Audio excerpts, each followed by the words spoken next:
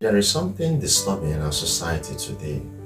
That is the high rate of divorce and the lack of sanctity in marriage. In fact, many persons today are afraid of marriage. Not really because marriage has an issue in itself, but because of the attitude of people who go into this marriage. And there is a remedy. And that remedy is what? Let us go back to our roots, to our nature. And what is that nature? That fundamentally, first, we are human beings. And not just human persons. We are created in the image and likeness of God. In other words, if we have this understanding that primarily that we are human persons created in the image and likeness of God, it will also reflect in our relationship with others, because we will be treating others as another God. In fact, we can say that the human person whom we see every day is another God. So if you are not going into marriage with somebody, you're actually going into marriage with another God, so to say. So if humans today can understand that the dignity of the human person is because this person has been dignified, this person was created in the image and likeness of God, we'll have a second check, we'll have a second thought about how we relate with another person. If you watch our marriages today, men are clamoring for the man of the house. Women are also struggling for women empowerment and gender equality.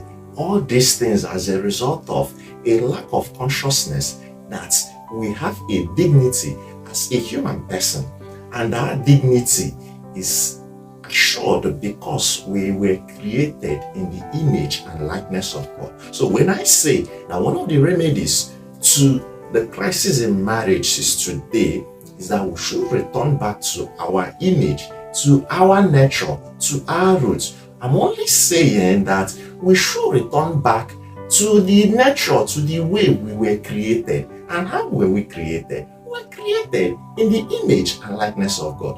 What does that mean? Now, when we treat others, either in ourselves or in others, we should not treat them or use even ourselves as the end, but only a means to an end. In other words, we shouldn't abuse others. We shouldn't abuse others. See, for instance, in marriage, we talk about sex. Fine and good. Sex is wonderful in marriage. In fact, in marriage, that sex is not a part of, we can say that marriage has a question mark. But how then do we approach sex? Do we approach sex just to gratify ourselves? Remember, we are created in the image and likeness of God. So when you now use your partner just to achieve sexual gratification, you are reducing the dignity of that person. So if marriages today will work, we need to go back to our roots. And our roots is that we are human persons. We have dignity as a person. Our dignity is not tied to being a man or a woman. Our dignity is tied to our being created in the image and likeness of God. In other words, in others, we should be able to treat them like God.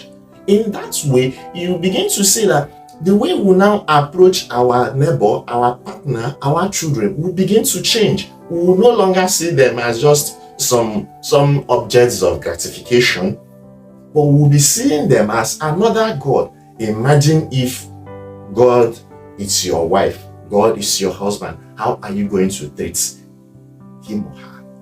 So if we can treat God in a wonderful way, we should be also able to treat our partners, our wife, husband, children, our neighbors as God, because they have the image and likeness of God. So if we must save marriages today, we must go back to our nature.